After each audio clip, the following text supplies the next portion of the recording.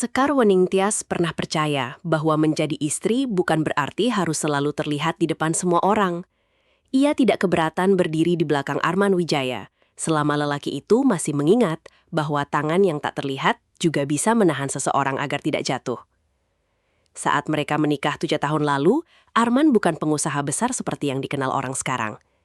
Wijaya Residence and Hospitality saat itu hanya perusahaan keluarga yang hampir tenggelam karena proyek apartemen lama macet, cicilan bank menumpuk, dan reputasi keluarga mulai dipertanyakan.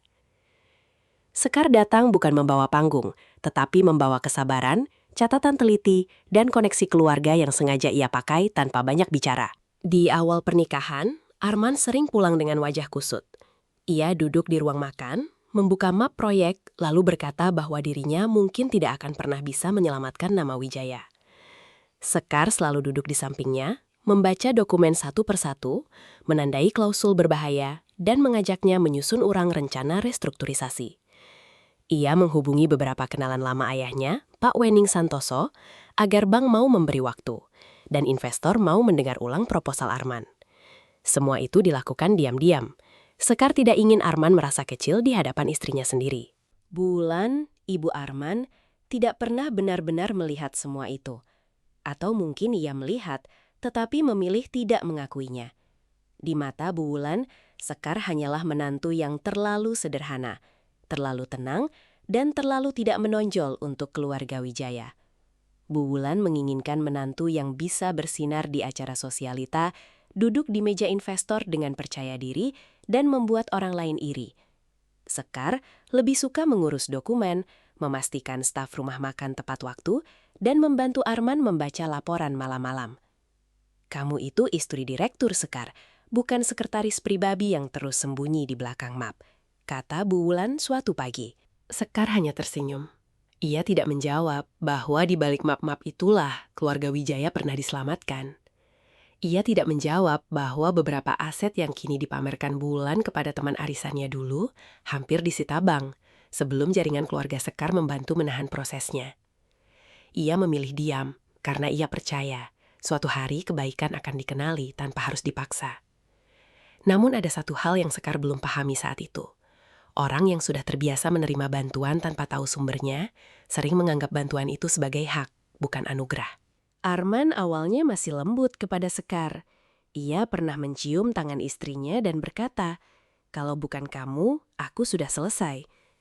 Namun setelah bisnis mulai naik, kata-kata itu semakin jarang terdengar.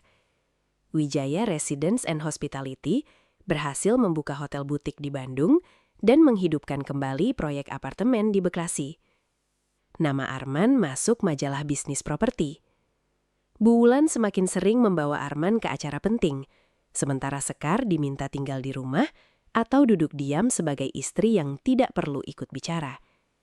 Lama-lama, Arman sendiri ikut terbiasa melihat Sekar sebagai orang yang selalu ada di belakang, bukan sebagai alasan ia bisa berdiri di depan.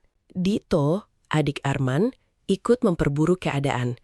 Ia boros, suka meminjam uang perusahaan, dan sering memakai nama keluarga untuk membuka kerjasama kecil yang tidak jelas. Sekar beberapa kali menemukan invoice aneh dari vendor interior dan biaya konsultasi fiktif. Saat ia memberi catatan kepada Arman, suaminya hanya berkata bahwa Dito masih belajar. Bu Wulan lebih tajam lagi. Kamu jangan terlalu curiga sama keluarga sendiri. Jangan mentang-mentang bisa baca dokumen, semua orang kamu anggap salah, katanya. Sekar menahan diri, meski nalurinya berkata ada sesuatu yang tidak beres. Masalah mulai besar ketika Wijaya Residence mengejar proyek resor premium di Lombok. Proyek itu membutuhkan modal besar, koneksi investor, dan akses lahan strategis. Arman sangat ingin proyek itu berhasil, karena bisa mengangkat keluarganya ke level baru. Di saat itulah, Vanessa Angkasa masuk. Vanessa adalah putri keluarga investor properti, cantik, berkelas, dan punya cara bicara yang membuat semua orang merasa dirinya sedang berada di ruangan yang lebih mahal. Bu Wulan langsung menyukai Vanessa. Menurutnya, Vanessa adalah perempuan yang seharusnya sejak awal berdiri di samping Arman. Vanessa tidak datang sebagai ancaman. Ia datang membawa proposal investasi, senyum elegan, dan kalimat-kalimat yang membuat Arman merasa besar. Ia memuji Arman sebagai pengusaha visioner yang hanya butuh partner selevel. Ia berkata proyek Lombok bisa menjadi pintu internasional jika Arman berani meninggalkan pola lama. Sekar mendengar semua itu sambil menyajikan teh di ruang tamu. Ia melihat cara Vanessa menatap Arman dan cara Arman membalas tatapan itu. Di dalam dadanya, ada rasa tidak nyaman yang sulit dijelaskan. Bukan karena ia takut kalah cantik, ia hanya merasa ada seseorang yang sedang masuk ke rumahnya lewat pintu bisnis, lalu pelan-pelan mengganti kunci dari dalam. Sejak Vanessa hadir, rumah keluarga Wijaya berubah menjadi lebih ramai, tetapi jauh lebih dingin bagi Sekar. Bulan sering mengundang Vanessa makan malam dengan alasan membahas proyek Lombok. Dito memuji Vanessa sebagai investor yang berani. Arman mulai pulang larut setelah rapat bersama Vanessa, lalu membawa cerita tentang betapa luas jaringan keluarga angkasa. Sekar mendengarkan semua itu dalam diam. Ia tidak melarang Arman bekerja dengan perempuan lain, tetapi ia mulai merasa suaminya menikmati pujian Vanessa lebih dari yang seharusnya. Vanessa pandai sekali menempatkan diri. Di depan Sekar, ia selalu terlihat sopan. Ia memanggil Sekar dengan sebutan Mbak, dan sering berkata bahwa ia menghormati istri sah Arman. Namun setiap kalimatnya selalu punya lapisan lain. Mbak Sekar pasti nyaman ya mengurus rumah. Dunia investasi kadang terlalu keras untuk orang yang terlalu lembut, katanya suatu sore. Bulan langsung tertawa kecil. Memang Sekar itu lebih cocok di rumah. Kalau urusan proyek besar, biar yang punya pengalaman saja. Sekar menunduk, tetapi tangannya menggenggam cangkir sedikit lebih kuat. Sekar membaca proposal Vanessa dan menemukan beberapa hal berbahaya. Ada klausul yang memberi keluarga angkasa opsi mengambil alih sebagian besar proyek jika target pendanaan tidak terpenuhi. Ada biaya konsultan yang tidak jelas, vendor konstruksi yang terhubung dengan Dito, dan rencana menjaminkan beberapa aset lama keluarga Wijaya yang sebenarnya masih punya keterikatan dengan perjanjian keluarga Wening. Sekar menulis catatan untuk Arman, agar semua dokumen diperiksa pengacara independen. Namun keesokan paginya, catatan itu justru berada di tangan Bu Wulan dan Vanessa. Bu Wulan memanggil Sekar ke ruang keluarga dengan wajah dingin. Vanessa duduk di sofa sambil menunduk, seolah baru saja disakiti. "Kamu menuduh Vanessa mau mengambil alih proyek?" tanya Bu Wulan. Sekar menjawab pelan bahwa ia tidak menuduh, hanya meminta pemeriksaan resiko. Vanessa menghela napas lembut. "Aku paham Mbak Sekar, mungkin merasa posisinya terancam.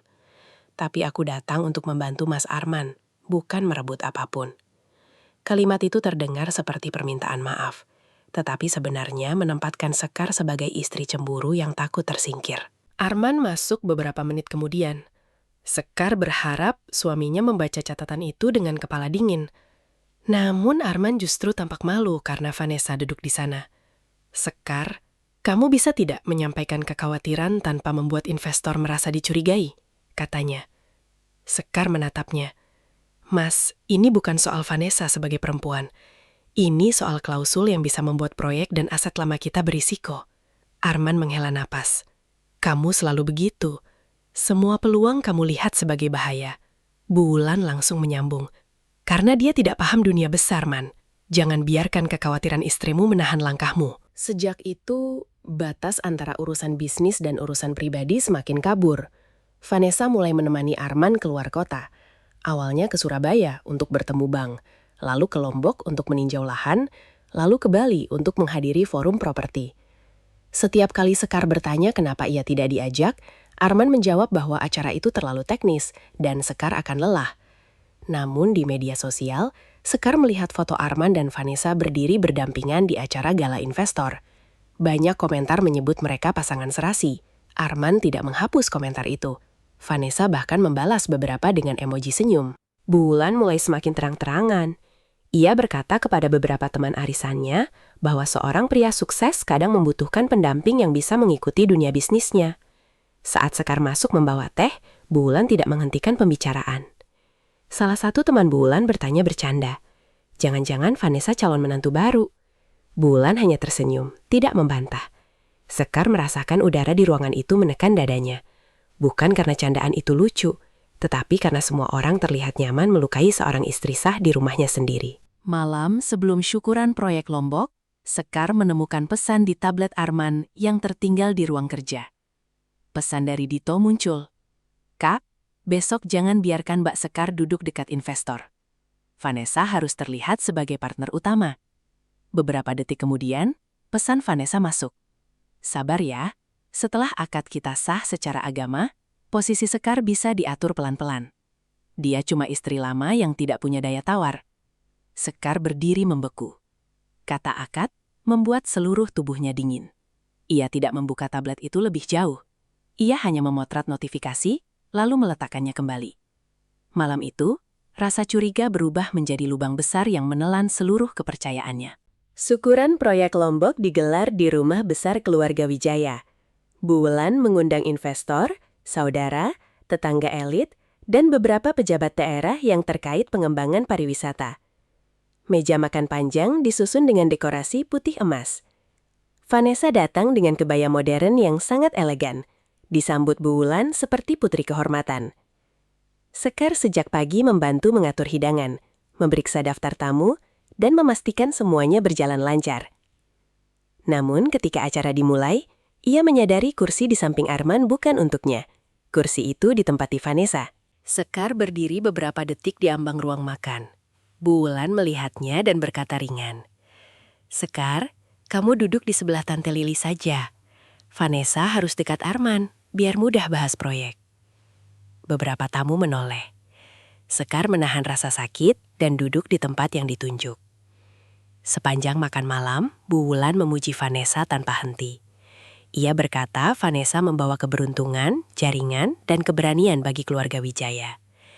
Dito menyebut Vanessa sebagai partner masa depan yang sangat berharga. Arman hanya tersenyum canggung, tetapi tidak membela posisi istrinya.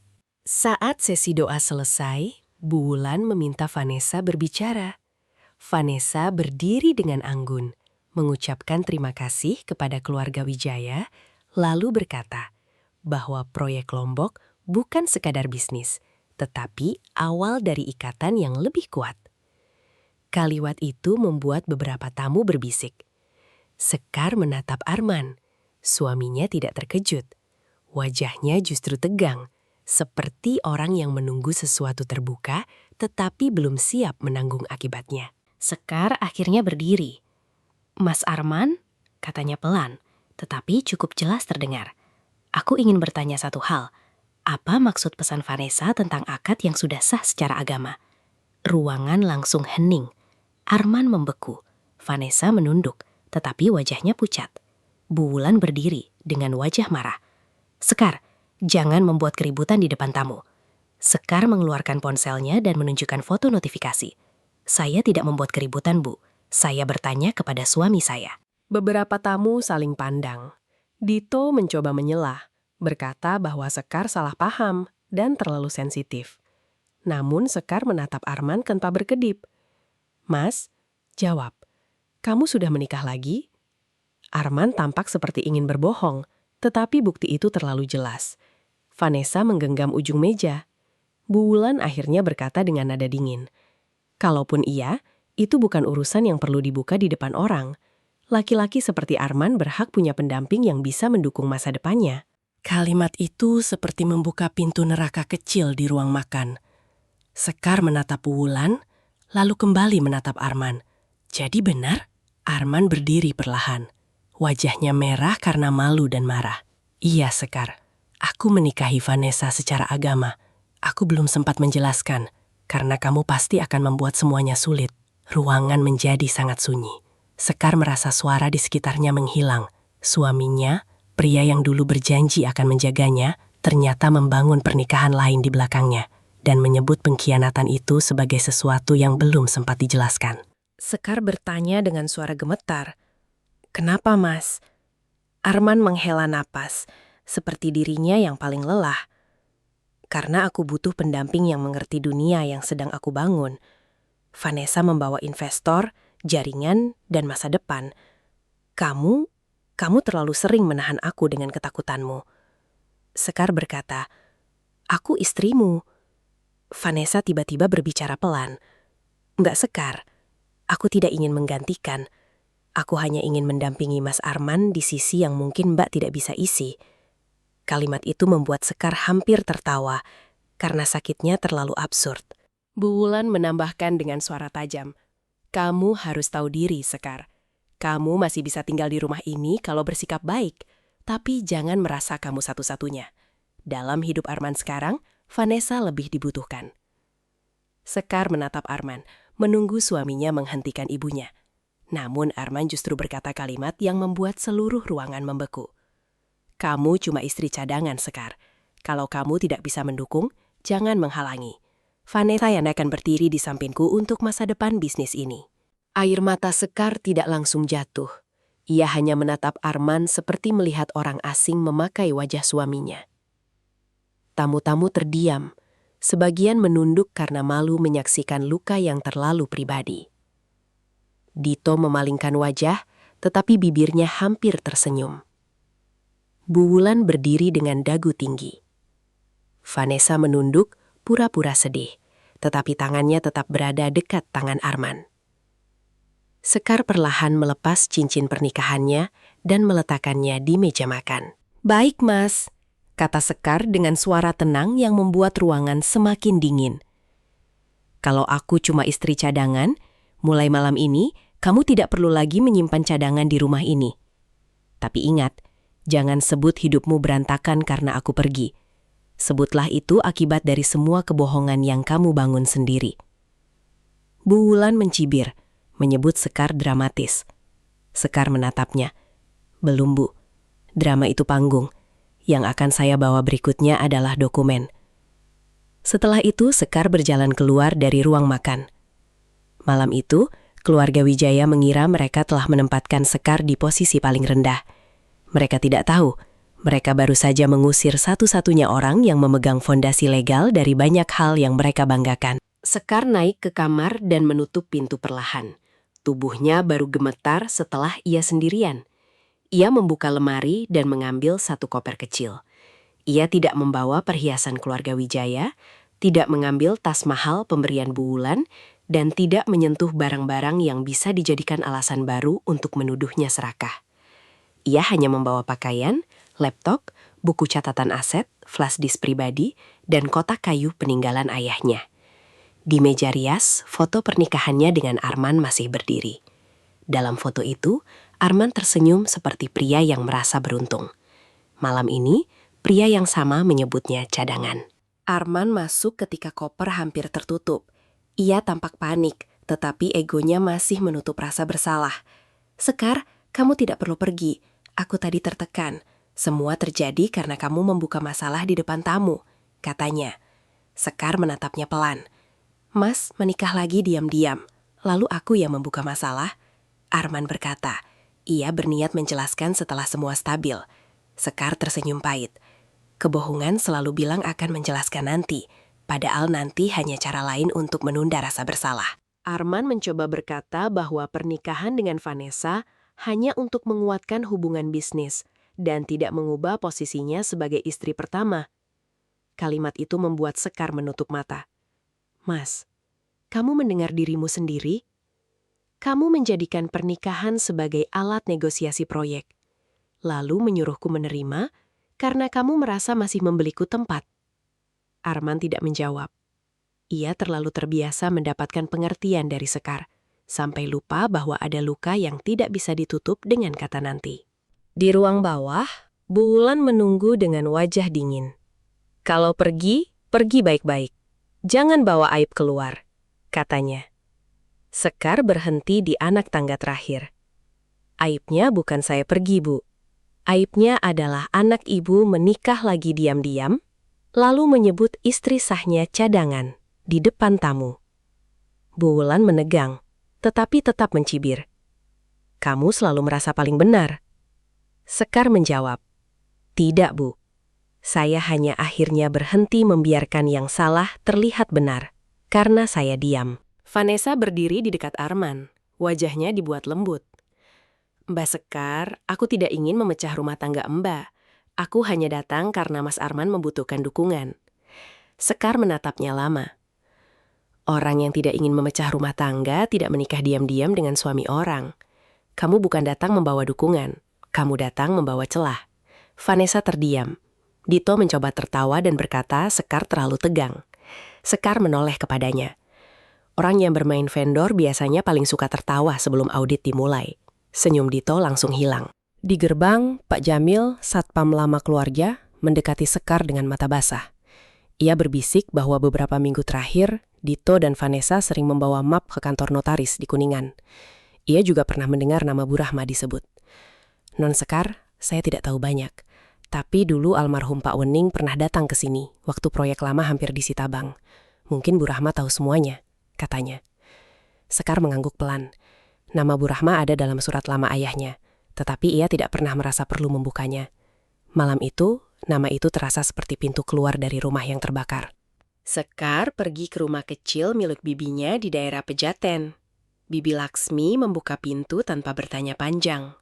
Ia memeluk Sekar, menyiapkan teh hangat, dan berkata bahwa perempuan tidak harus menjelaskan lukanya sebelum diberi tempat duduk. Sekar menangis di ruang tamu kecil itu, bukan karena rumahnya sederhana, tetapi karena untuk pertama kalinya malam itu, ada orang yang tidak memintanya tenang demi menjaga muka keluarga lain. Ia menangis sampai dadanya terasa kosong. Setelah Bibi Laksmi tidur, Sekar membuka kotak kayu peninggalan Pak Wening.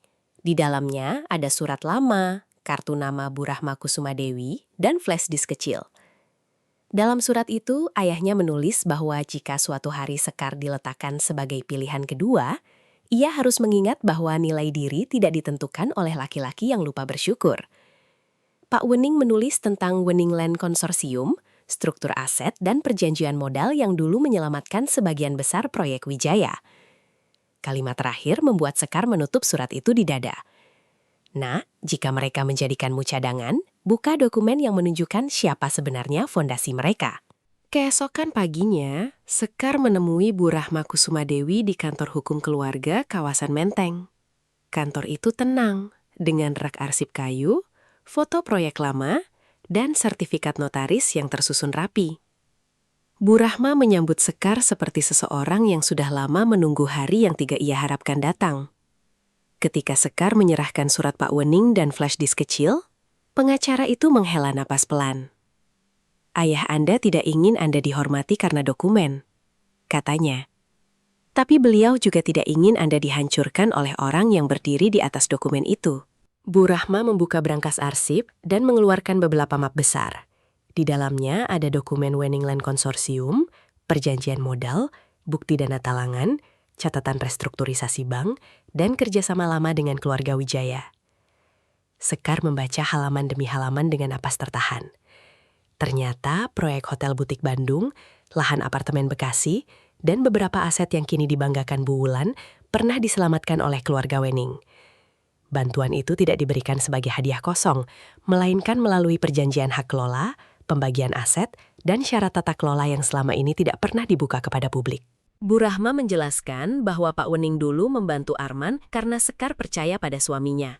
Ia tidak ingin Arman merasa menjadi menantu yang bergantung pada mertua, sehingga banyak bantuan diberikan lewat struktur bisnis yang halus. Namun semua tetap tercatat. Ada batasan penggunaan aset, larangan menjaminkan beberapa lahan tanpa persetujuan konsorsium, dan kewajiban melaporkan investor baru jika menyentuh proyek yang pernah direstrukturisasi oleh pihak Wening. Jika Wijaya melanggar, konsorsium berhak membekukan dukungan, meminta audit, dan menuntut pengembalian hak. Sekar menyerahkan foto notifikasi tablet Arman dan beberapa catatan proposal Vanessa. Tim Bu Rahma memeriksa semuanya. Mereka menemukan masalah besar. Vanessa tidak hanya masuk sebagai investor. Ia mencoba menyusun kontrak yang memberi keluarga angkasa opsi pengambil alihan proyek Lombok jika target pendanaan gagal.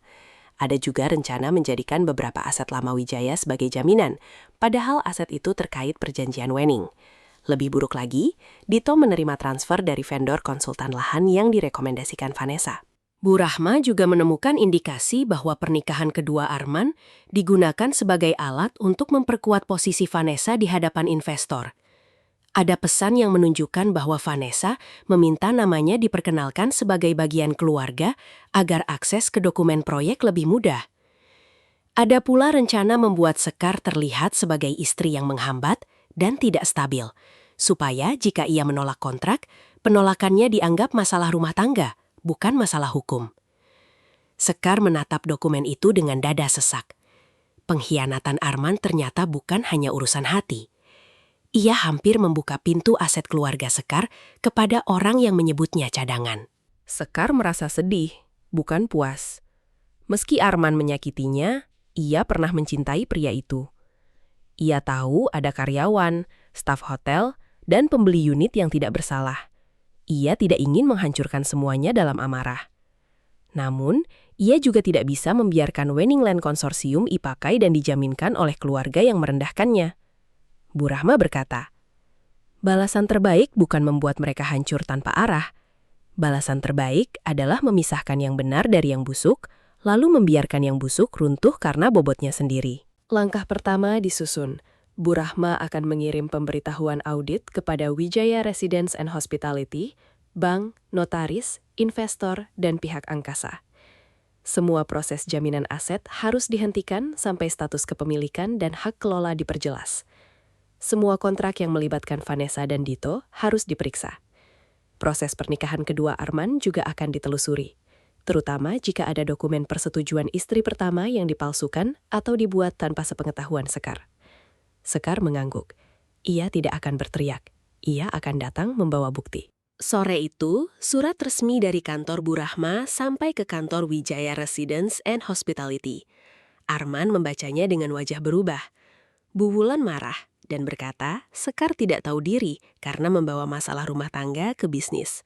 Vanessa tampak tenang, tetapi tangannya menggenggam ponsel terlalu erat. Dito langsung keluar ruangan dengan alasan menerima telepon. Untuk pertama kalinya, keluarga Wijaya merasa bahwa istri yang mereka sebut cadangan ternyata memegang kunci legal dari proyek yang sedang mereka pertaruhkan.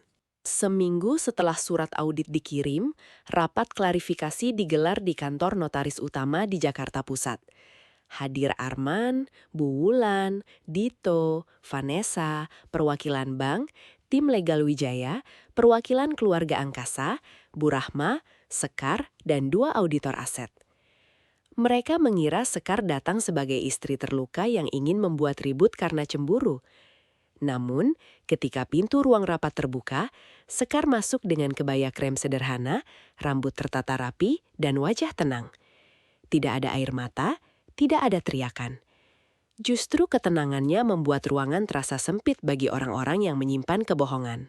Bu Wulan langsung menyindir.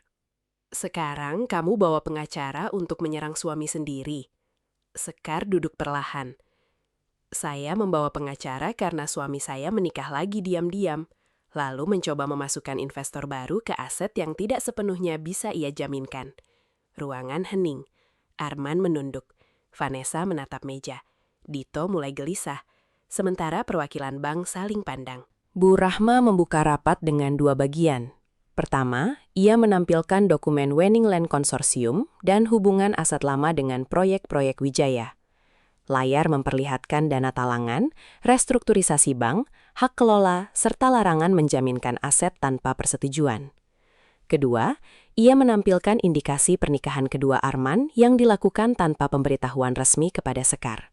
Ada pesan, foto acara tertutup, bukti transfer catering, dan komunikasi dengan penghulu yang menunjukkan Vanessa dan Arman sudah melakukan akad secara diam-diam. Semua orang terdiam. Sekar berbicara dengan suara tenang. Saya tidak pernah membuka dokumen ini karena saya ingin dihargai sebagai istri, bukan sebagai pemegang akses aset. Saya membantu Mas Arman karena cinta. Tapi ketika saya disebut istri cadangan di depan tamu, saya harus berhenti membiarkan keluarga saya dipakai untuk membangun masa depan yang tidak lagi menghormati saya. Kalimat itu membuat Arman menutup mata. Bu Wulan menggenggam asnya erat. Vanessa menggigit bibir, tetapi tidak bisa membantah. Auditor kemudian memaparkan kontrak Vanessa. Ada klausul opsi pengambil alihan, vendor lahan dengan biaya tidak wajar, biaya konsultan tersembunyi, dan aliran dana kepada rekening perantara yang terkait Dito. Vanessa langsung berkata, semua itu standar investasi besar. Bu Rahma menampilkan pesan Vanessa kepada Dito. Kalau Sekar sudah dibuat merasa cuma istri lama, dia tidak akan berani bicara soal aset. Bu Wulan harus tekan dari sisi keluarga. Ruangan menjadi sangat sunyi. Kata-kata itu membuat penghinaan di ruang makan berubah dari emosi menjadi strategi. Dito mencoba membela diri dengan mengatakan transfer itu fee koordinasi. Auditor menampilkan invoice, rekening, dan komunikasi vendor. Ada pesan Dito yang berbunyi, Kak Arman aman. Setelah nikah sama Vanessa, keluarga angkasa bisa masuk. Mbak Sekar cuma cadangan formal. Sekar membaca kalimat itu tanpa berkedip. Bu Wulan menutup mulutnya. Arman tampak seperti ditampar berkali-kali. Orang yang ia biarkan mengatur rumahnya, ternyata juga mengatur cara menyingkirkan istri sahnya dari aset yang selama ini diam-diam menopang mereka. Keputusan awal rapat jelas. Bank menunda pencairan untuk proyek Lombok. Notaris membekukan proses jaminan aset. Semua kontrak dengan pihak angkasa harus diaudit. Dito dicopot sementara dari akses proyek. Wijaya Residence harus mengklarifikasi status aset Wening sebelum melanjutkan kerjasama. Proses pernikahan kedua Arman juga masuk pemeriksaan hukum keluarga, terutama terkait dokumen persetujuan dan hak istri sah. Dalam satu rapat, Vanessa kehilangan posisi mulusda. Nito kehilangan jalur uang, Bu Wulan kehilangan suara kerasnya, dan Arman kehilangan kendali atas hidup yang ia kira bisa diatur diam-diam. Setelah rapat, Arman mengejar Sekar di lorong. Sekar, aku tidak tahu Vanessa dan Dito sejauh itu, katanya dengan suara berat. Sekar berhenti, tetapi tidak mendekat. Mas tidak perlu tahu semuanya untuk tahu bahwa menikah diam-diam dan menyebut istrimu cadangan itu salah. Arman kehilangan kata. Ia ingin menjelaskan tekanan bisnis, bujukan ibunya, dan janji investasi Vanessa. Namun semua alasan itu terdengar sangat kecil.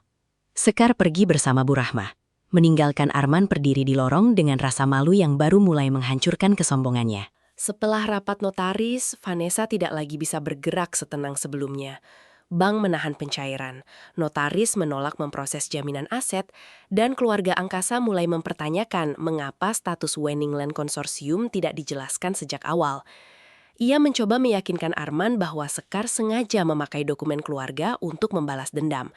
Mas, dia hanya sakit hati karena kamu memilih masa depan yang lebih besar, katanya.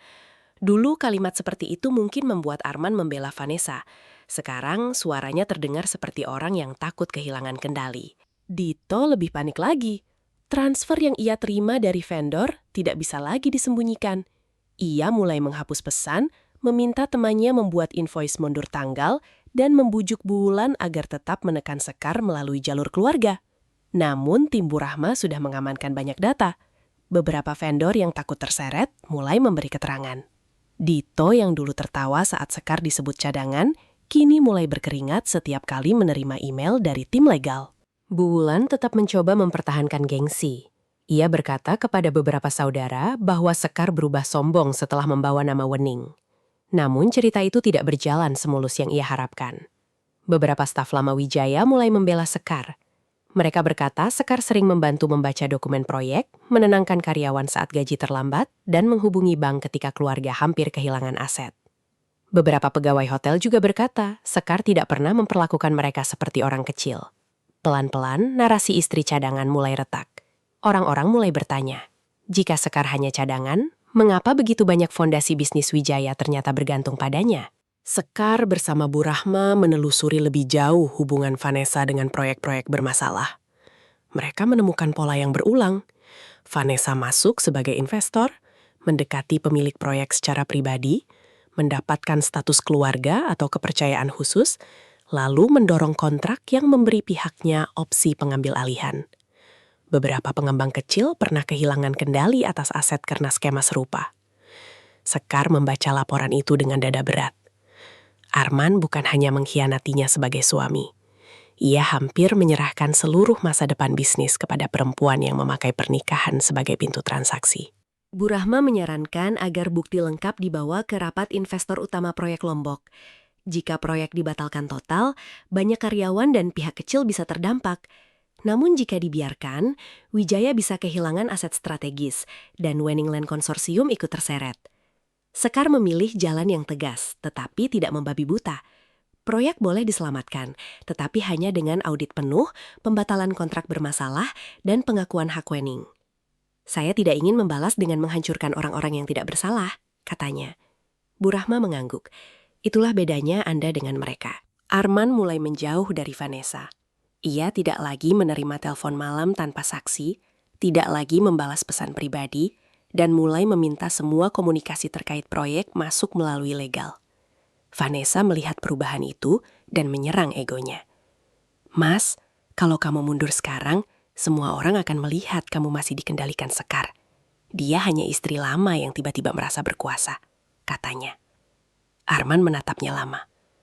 Dulu kalimat itu mungkin membuatnya marah kepada Sekar.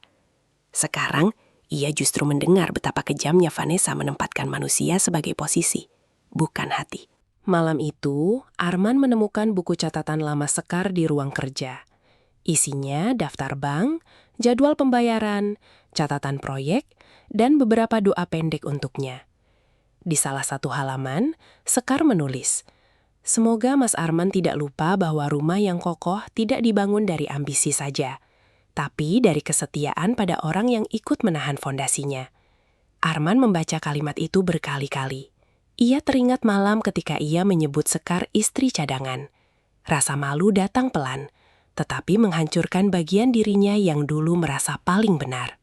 Arman mulai membuka arsip lama Wijaya Residence and Hospitality. Ia meminta sekretarisnya, Dina, mengumpulkan dokumen restrukturisasi bank, proposal investor, dan catatan notaris selama 7 tahun terakhir. Semakin banyak ia membaca, semakin banyak jejak Sekar muncul. Ada koreksi kontrak, catatan resiko, rekomendasi bank, dan surat dukungan dari jaringan keluarga Wening. Dina akhirnya mengaku bahwa banyak dokumen penting memang dulu diperbaiki oleh Sekar. Bu Sekar selalu minta jangan disebut namanya, Pak. Katanya yang penting Bapak siap di rapat, ujarnya pelan. Kalimat itu membuat Arman terdiam lama. Ia mengingat malam-malam ketika Sekar duduk di meja makan, membaca dokumen saat dirinya sudah tidur. Ia mengingat bagaimana ia sering bangun pagi dan menemukan map sudah diberi penanda warna. Ia mengingat bagaimana investor pertama kembali percaya setelah Sekar menghubungi kenalan ayahnya. Semua itu ia terima sebagai keberuntungan dan kerja keras sendiri. Kini ia sadar, keberuntungan itu punya tangan yang selama ini ia abaikan. Dina juga menunjukkan email lama dari bankir senior. Email itu menyebut bahwa restrukturisasi proyek Bekasi disetujui karena jaminan moral dari Pak Wening, dan karena Sekar secara pribadi menyusun skema pembayaran ulang yang realistis. Arman membaca email itu dengan tangan gemetar. Sekar tidak pernah memakai nama keluarganya untuk membuat Arman tunduk. Ia justru menyembunyikan pengaruh itu agar suaminya merasa punya harga diri. Dan sebagai balasannya, Arman menyebut Sekar cadangan di depan orang banyak. Basri, asisten rumah lama, akhirnya berani bicara. Ia menceritakan bahwa Sekar sering membayar kebutuhan kecil rumah saat kas terlambat, menenangkan staf ketika Bu Wulan marah, dan mengurus obat Bu Wulan, meski sering dihina. Ia juga berkata Sekar pernah menjual kalung peninggalan ibunya untuk menutup gaji staf hotel saat proyek lama tertunda.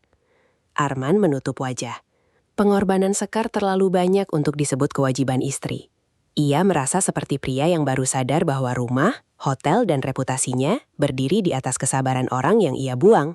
Arman lalu memeriksa data Vanessa dan Dito lebih serius. Ia menemukan vendor fiktif, invoice ganda, dan komunikasi yang menunjukkan rencana mengambil posisi dalam proyek Lombok lewat status pernikahan. Ada pesan Vanessa kepada Dito yang berbunyi, "Arman gampang diarahkan kalau dibuat merasa harus memilih masa depan. Sekar terlalu diam untuk melawan." Arman merasa mual membaca kalimat itu. Vanessa bukan hanya menjadi istri kedua. Ia memakai rasa ambisi Arman untuk membuka pintu aset, sementara Sekar yang diam-diam menjaganya justru ia lukai. Malam itu, Arman datang ke kantor Bu Rahma untuk menemui Sekar. Ia menunggu hampir 2 jam di lobi sebelum Sekar keluar bersama Bu Rahma. Di sampingnya ada Farhan Adiwangsa, mitra strategis yang membantu audit pemulihan aset. Arman menyerahkan map berisi bukti tambahan tentang Vanessa, Dito, dan kontribusi lama Sekar. "Aku baru tahu semua yang kamu lakukan," katanya dengan suara berat. Sekar menerima map itu dan menjawab, "Mas baru tahu karena Mas baru mau melihat."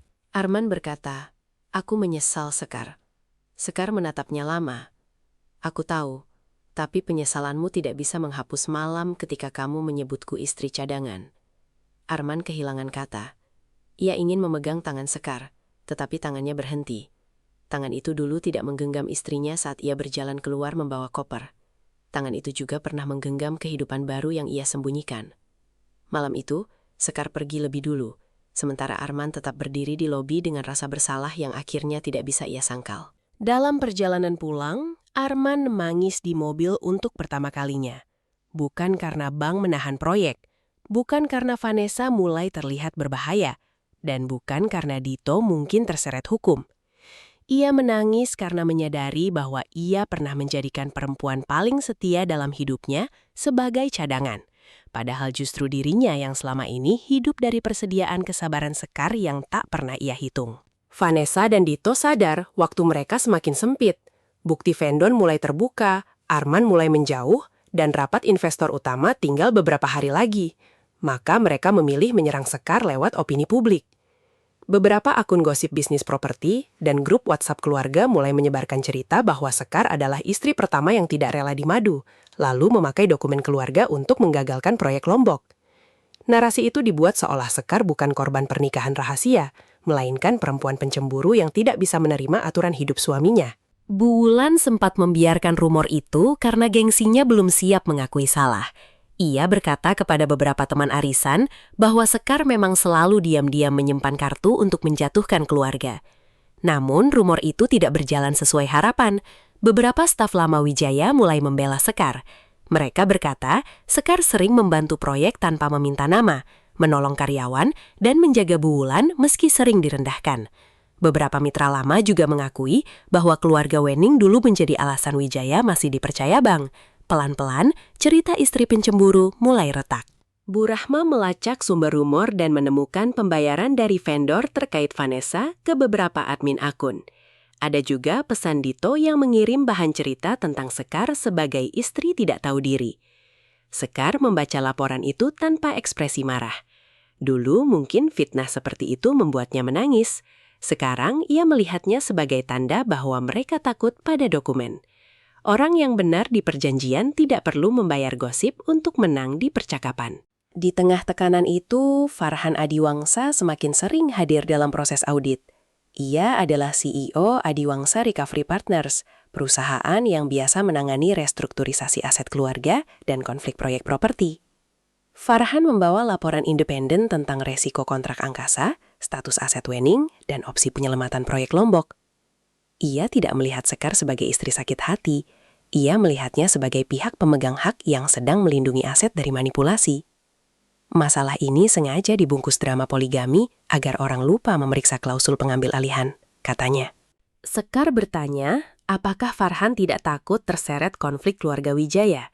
Farhan menjawab, saya tidak menilai orang dari rumor yang dibayar pihak berkepentingan. Saya menilai dari dokumen, konsistensi, dan cara seseorang tetap melindungi pihak kecil meski ia punya alasan untuk marah. Kalimat itu membuat Sekar terdiam. Selama ini, ia diminta diam agar tidak mempermalukan keluarga. Farhan justru melihat ketenangannya sebagai kekuatan, bukan kelemahan. Arman melihat Farhan semakin sering berada di sekitar Sekar dan merasakan cemburu yang tidak berhak ia miliki. Dulu ia sendiri menikahi Vanessa diam-diam, membiarkan ibunya menghina Sekar, dan menyebut istrinya sebagai cadangan. Sekarang pria lain berdiri di samping Sekar dengan rasa hormat yang tidak pernah ia berikan saat dibutuhkan. Arman ingin memperingatkan Sekar agar hati-hati, tetapi ia sadar dirinya tidak punya posisi. Bahkan kata istriku terasa hancur di mulutnya, karena ia sendiri yang merusak makna kata itu. Malam sebelum rapat investor, Vanessa mencoba langkah terakhir. Ia menghubungi seorang mantan staf Wening untuk membuat pernyataan palsu bahwa Sekar sengaja menjebaknya karena cemburu. Namun, staf itu merekam percakapan dan menyerahkannya kepada Bu Rahma karena masih menghormati Pak Wening. Dito juga mengirim pesan kepada vendor agar membuat invoice mundur tanggal. Pesan itu diamankan. Ketika Bu Rahma memutar rekaman itu kepada Sekar, Sekar hanya berkata, "Besok bukan soal siapa istri pertama atau kedua. Besok kita lihat siapa yang masih punya kebenaran setelah semua tanda tangan dibuka." Rapat investor proyek Lombok digelar di ballroom hotel besar kawasan Sudirman. Hadir perwakilan bank, investor, notaris, keluarga Wijaya, keluarga Angkasa, Bu Rahma, Sekar, Farhan, Arman, Bu Wulan, Dito, dan Vanessa. Suasana sejak awal tegang. Vanessa tetap tampil anggun dengan setelan mahal, tetapi wajahnya tidak lagi setenang dulu. Dito berkali-kali melihat ponsel. Bu Wulan memegang tasnya erat. Arman duduk dengan wajah pucat. Seperti pria yang tahu hari itu, semua pintu rahasia akan dibuka. Bu Rahma membuka rapat dengan kronologi aset Winning Land Konsorsium dan hubungannya dengan proyek Wijaya. Layar menampilkan dana talangan, restrukturisasi bank, hak kelola, larangan jaminan aset, dan kontribusi Sekar dalam beberapa proyek lama. Banyak investor baru mengetahui bahwa beberapa aset kunci Wijaya tidak bisa disentuh begitu saja tanpa persetujuan pihak Winning. Bu Wulan menunduk. Semua kalimatnya dulu tentang Sekar yang tidak punya daya tawar, kini terdengar seperti kebodohan yang berdiri di depan dokumen. Setelah itu, Farhan memaparkan risiko kontrak dengan pihak Angkasa.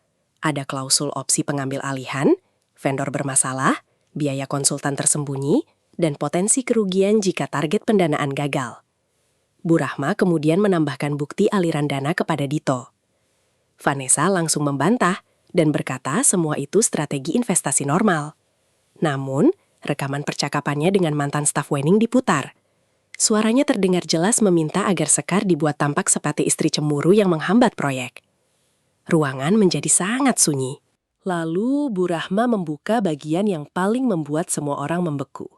Ia menampilkan kronologi pernikahan kedua Arman dan Vanessa, pesan persiapan akad, transfer catering, foto acara tertutup, dan percakapan yang menunjukkan rencana memakai status pernikahan untuk membuka akses proyek. Ada indikasi dokumen persetujuan istri pertama pernah dibicarakan untuk diurus belakangan. Perwakilan bank langsung bertanya, apakah hal itu bisa memengaruhi integritas pernyataan pemilik usaha dan resiko konflik keluarga? Notaris menegaskan bahwa setiap dokumen aset yang melibatkan harta bersama dan hak pihak terkait harus diperiksa ulang.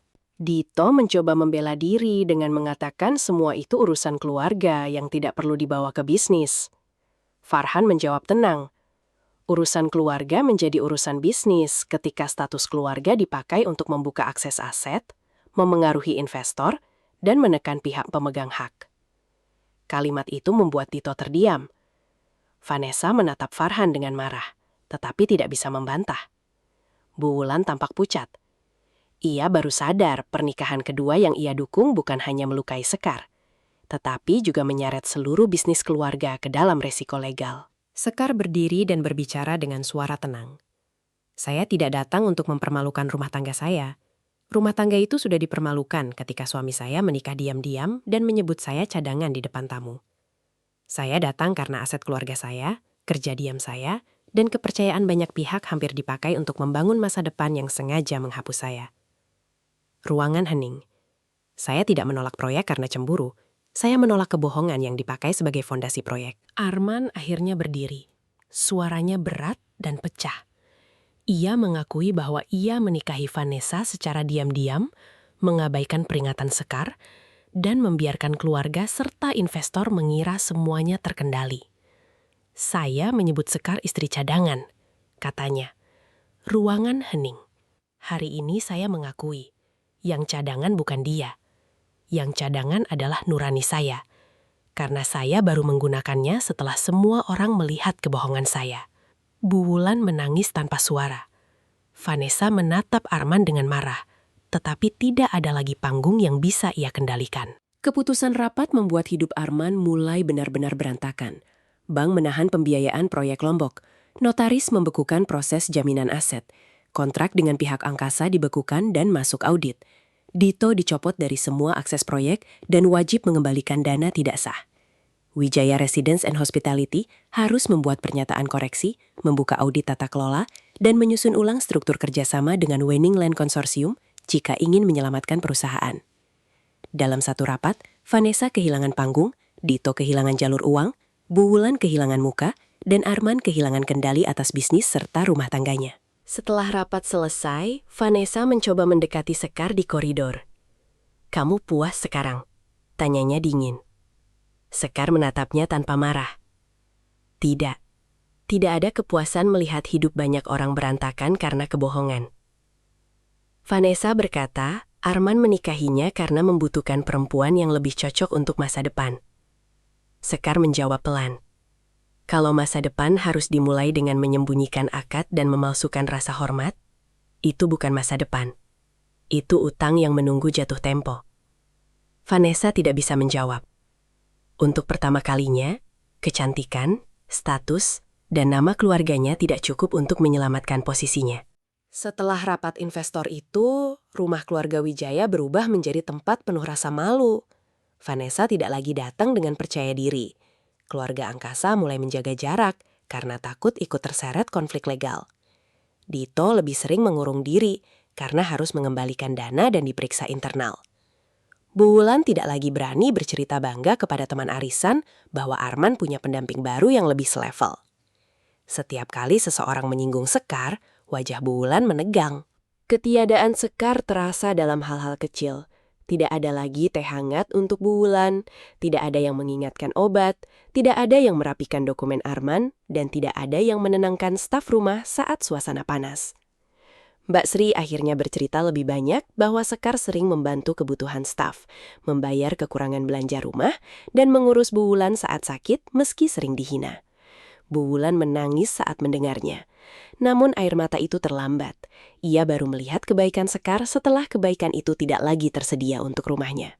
Arman semakin banyak diam.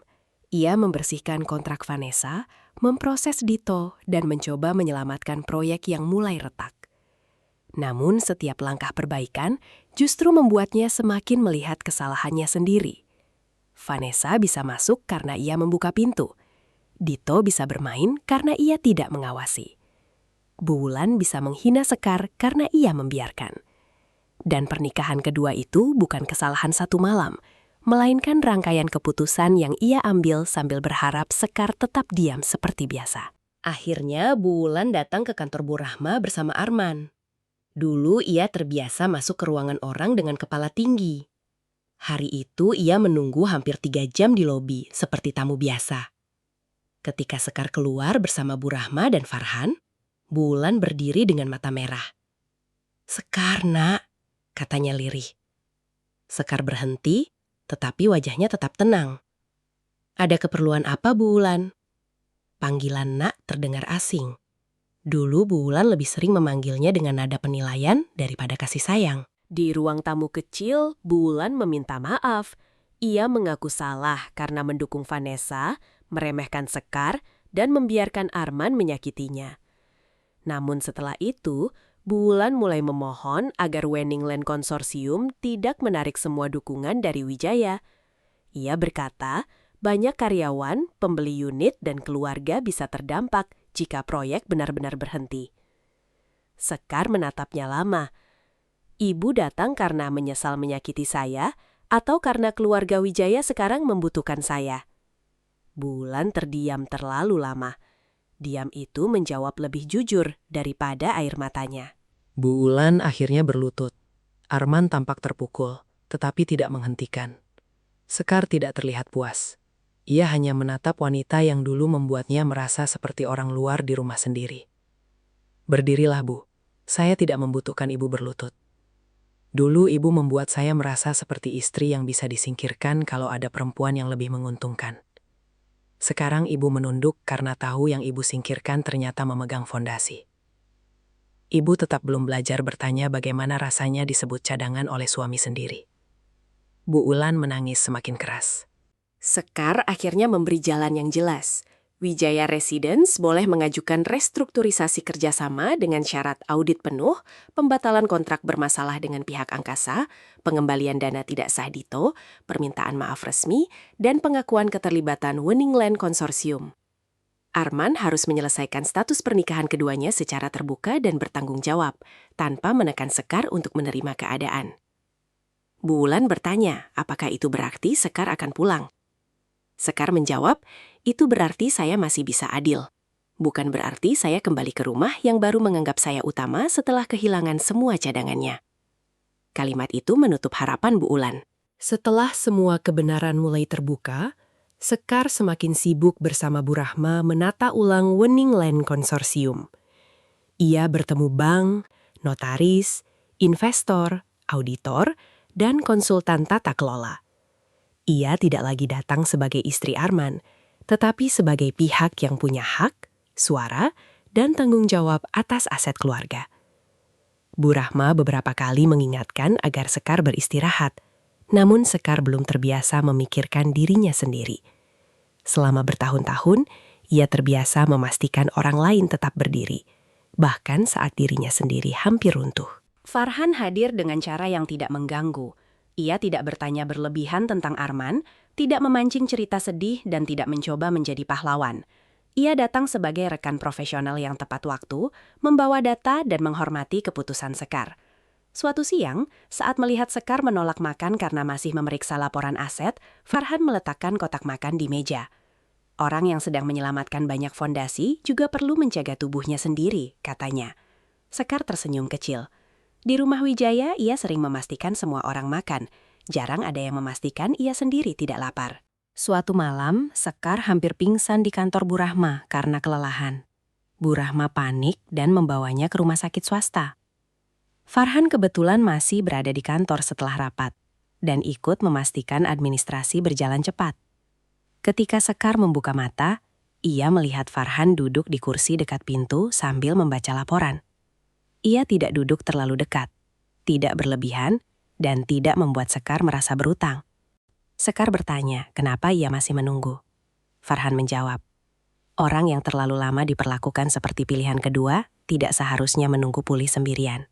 Kalimat itu membuat mata Sekar panas. Ia teringat ruang makan keluarga Wijaya, Vanessa di sisi Arman, dan kalimat yang menghancurkan sisa rasa amannya. Kamu cuma istri cadangan. Farhan seolah mengerti, tetapi tidak memaksa bertanya. Ia hanya berkata, tidak ada manusia yang lahir untuk menjadi cadangan dari ambisi orang lain. Anda bukan gagal dipilih, Bu Sekar. Mereka yang gagal melihat. Sekar memalingkan wajah, menahan tangis. Bukan karena ia langsung membuka hati, tetapi karena seseorang akhirnya menyebut lukanya dengan bahasa yang tidak membuatnya merasa salah. Di luar kamar, Arman berdiri membawa bunga. Ia datang setelah mendengar Sekar masuk rumah sakit. Namun langkahnya berhenti saat melihat Farhan berbicara dengan dokter dan memastikan Sekar tidak terlalu lelah. Dulu Arman seharusnya menjadi orang yang melakukan itu. Dina bertanya apakah ia ingin masuk, tetapi Arman menggeleng. Ia meletakkan bunga itu di meja perawat tanpa nama pengirim, lalu pergi. Untuk pertama kalinya, ia belajar peduli tanpa menuntut terlihat. Namun, pelajaran itu datang saat ia sudah tidak lagi menjadi tempat pertama Sekar bersandar. Beberapa hari kemudian, Vanessa mencoba kabur dari tanggung jawab setelah bukti hukumnya semakin kuat. Ia membawa dokumen vendor, uang tunai dan rencana menyalahkan Dito sebagai pelaku utama. Namun Bu Rahma, Sekar dan Farhan sudah menyiapkan jebakan. Dokumen yang Vanessa ambil melalui perantara adalah umpan dan tempat pertemuannya dengan vendor bermasalah sudah diawasi tim hukum. Ketika Vanessa sadar dirinya dijebak, ia menatap Sekar dengan kebencian. Kamu tetap istri lama yang dibuang, katanya. Sekar mendekat dan menjawab tenang. Aku bukan dibuang. Aku keluar dari rumah yang tidak tahu cara menghargai. Vanessa terdiam. Saat dibawa untuk proses hukum lanjutan, ia berbisik bahwa Arman pasti akan memohon, dan Sekar pasti kembali, karena istri pertama selalu ingin menang. Sekar tidak menoleh. Aku tidak perlu menang atas perempuan lain. Aku hanya perlu tidak kalah dari diriku yang dulu terlalu lama diam, jawabnya. Farhan mendengar kalimat itu, tetapi tidak bertanya apapun. Ia hanya berjalan di samping Sekar. Cukup dekat untuk menemani, cukup jauh untuk tidak memaksa. Rapat akhir restrukturisasi digelar di rumah keluarga Wijaya, tempat semuanya bermula. Sekar menyetujui lokasi itu bukan untuk mempermalukan, tetapi agar kebenaran kembali ke ruang makan yang pernah dipakai untuk menurunkan martabatnya. Di ruangan itu hadir Arman, Bu Wulan, Dito, Bu Rahma, Farhan, beberapa direksi, perwakilan bank, dan investor. Vanessa tidak hadir, karena kontraknya dibekukan dan ia sedang menjalani pemeriksaan. Kursi yang dulu ia tempati kini kosong. Kekosongan itu terasa seperti cermin bagi semua orang. Bu Rahma membuka rapat dengan membacakan kesepakatan baru. Wijaya Residence and Hospitality harus mengakui keterlibatan Wenning Land Konsorsium, membatalkan kontrak bermasalah dengan pihak angkasa, membuka audit vendor, mengembalikan dana tidak sah Dito, dan menyusun ulang proyek Lombok dengan struktur yang transparan. Semua penggunaan aset terkait Wenning harus mendapat persetujuan tertulis. Selain itu, Arman harus membuat pernyataan resmi bahwa semua keputusan personal yang mempengaruhi tata kelola perusahaan akan diselesaikan secara terbuka dan tidak lagi disembunyikan dari pihak berkepentingan. Beberapa direksi lama keberatan karena pengakuan kontribusi Sekar bisa membuat Arman terlihat tidak mandiri sebagai pemimpin. Arman menatap mereka dan berkata, "Saya memang tidak berdiri sendiri. Banyak hal yang saya klaim sebagai keberhasilan saya berdiri di atas kerja Sekar dan keluarganya. Yang memalukan bukan mengakui itu. Yang memalukan adalah menikah diam-diam, menyebut istri sah saya cadangan, lalu hampir menjaminkan aset yang tidak sepenuhnya saya kuasai." Ruangan hening. Bu Wulan menunduk. Dito tidak berani mengangkat wajah. Sekar lalu berdiri. Ia menatap ruangan dengan wajah tenang. "Saya tidak datang untuk membuat keluarga ini hancur. Saya datang untuk memastikan kesepiaan tidak lagi dipakai sebagai ruang tunggu, dokumen tidak lagi dipakai tanpa izin, dan perempuan tidak lagi disuruh menerima penghinaan demi menjaga citra keluarga. Saya pernah diam karena ingin menjaga rumah tangga, tapi diam saya bukan persetujuan untuk dikhianati." Suaranya tidak keras, tetapi setiap kata membuat Rulan terasa sempit bagi mereka yang pernah menyakitinya. Bu Wulan berdiri dengan tangan gemetar. Ia tidak berlutut lagi, tetapi membungkuk dalam-dalam. "Maafkan saya," katanya. "Saya pernah membuatmu merasa tidak punya tempat di rumah ini." Sekar menatapnya lama. "Saya menerima permintaan maaf sebagai pengakuan bahwa saya tidak pantas diperlakukan seperti itu. Tapi menerima maaf tidak berarti saya kembali menjadi menantu yang harus menunggu dipilih saat keluarga ini butuh." Bu Wulan menangis, tetapi Sekar tidak menunggu air mata itu berhenti. Dito juga meminta maaf. Ia mengaku tergoda uang vendor dan yakin Sekar tidak akan berani melawan karena terlalu sabar. Sekar menjawab, "Kamu salah mengira. Sabar sebagai takut, Dito. Saya diam dulu karena masih ingin menjaga keluarga. Setelah keluarga itu ikut merusak saya, tidak ada alasan lagi untuk diam." Dito menunduk. Kalimat itu lebih memalukan daripada bentakan, karena Sekar tidak menghina balik. Justru karena Sekar tetap menjaga martabat, Dito merasa semakin kecil. Setelah rapat selesai, Arman meminta Sekar tetap sebentar di taman belakang. Taman itu dulu sering dirawat Sekar setiap pagi. Arman mengeluarkan kotak kecil berisi cincin pernikahan yang Sekar tinggalkan di meja saat syukuran. Tangannya gemetar. "Aku tidak akan memintamu memakainya lagi," katanya. "Aku hanya ingin mengembalikannya. Ini milikmu. Sama seperti semua kebaikan yang dulu aku terima, tapi gagal aku jaga." Sekar menerima cincin itu tanpa air mata. Dulu benda kecil itu melambangkan rumah. Sekarang, ia hanya menjadi pengingat bahwa rumah bisa berubah menjadi tempat paling asing ketika kesetiaan diperlakukan seperti cadangan. Arman menangis. Bukan tangis kecil yang ia sembunyikan, tetapi tangis yang membuat suaranya pecah. "Hidupku berantakan, Sekar. Proyekku berhenti, bank menahan dana, Vanessa pergi menyelamatkan dirinya sendiri, Dito hampir menyeret perusahaan, Mama sakit karena malu. Tapi yang paling berantakan adalah aku, karena aku baru sadar semuanya setelah kamu pergi." Sekar menatapnya dengan mata lembut tetapi jauh.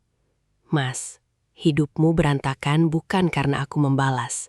Hidupmu berantakan karena kamu membangun terlalu banyak pintu rahasia dan mengira aku akan terus menjaga rumah dari luar." Arman bertanya, apakah masih ada kesempatan?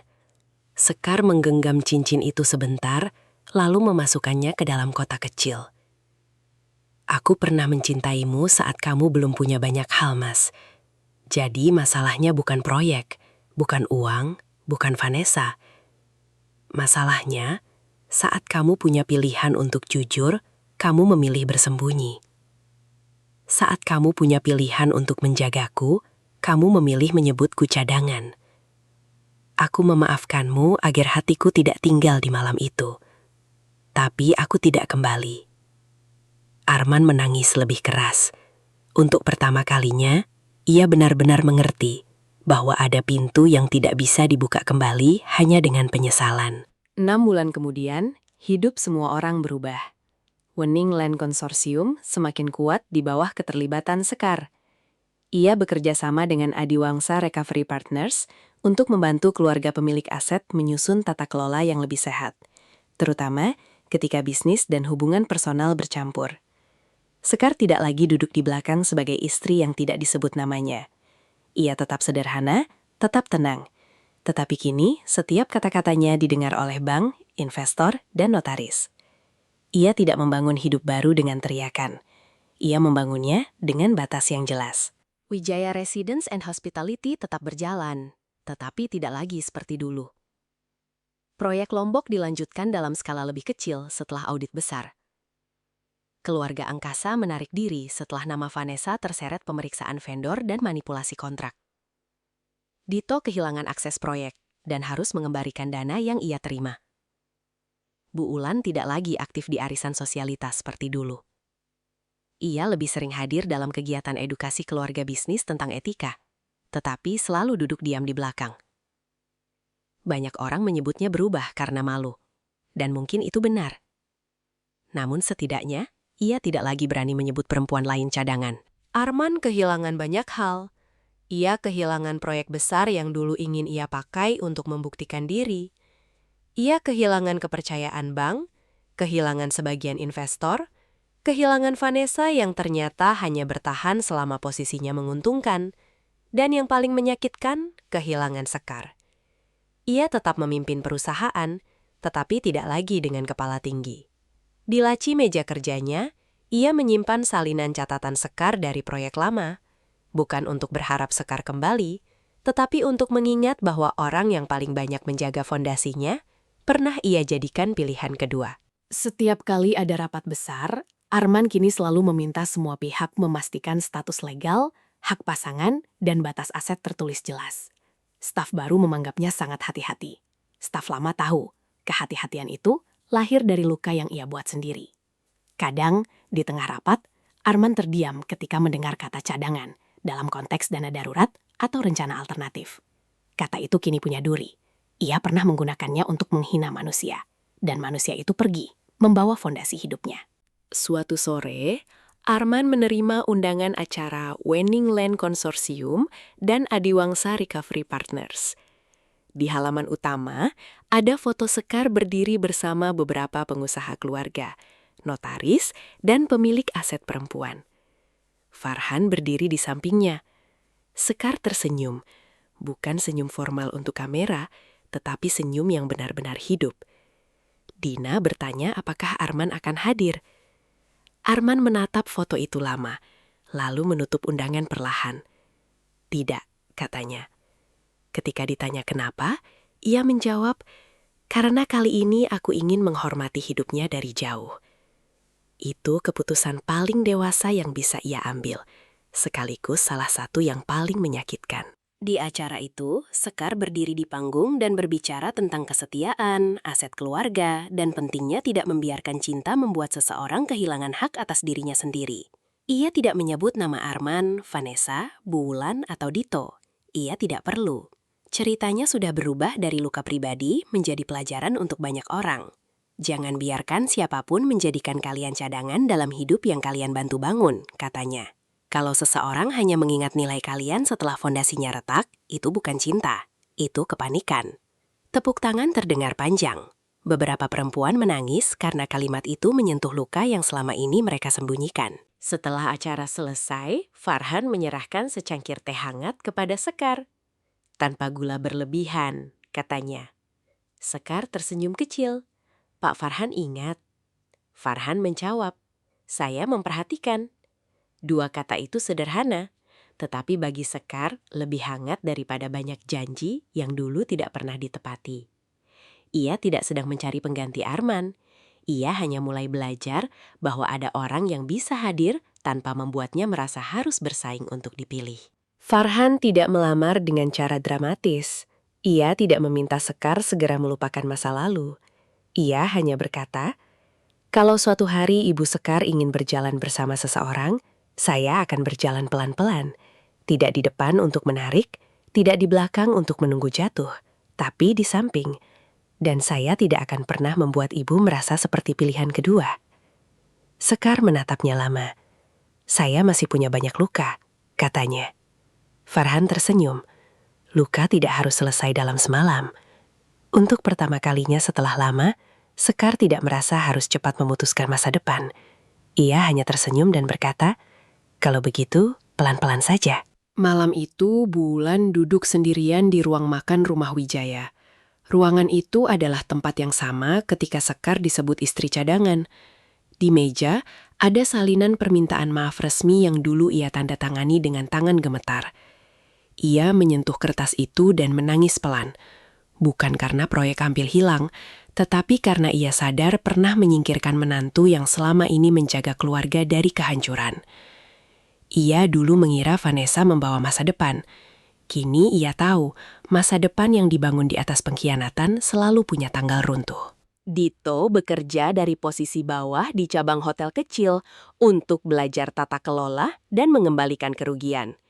Ia tidak lagi memakai jam mahal, tidak lagi tertawa merendahkan Sekar, dan tidak lagi berani bermain invoice.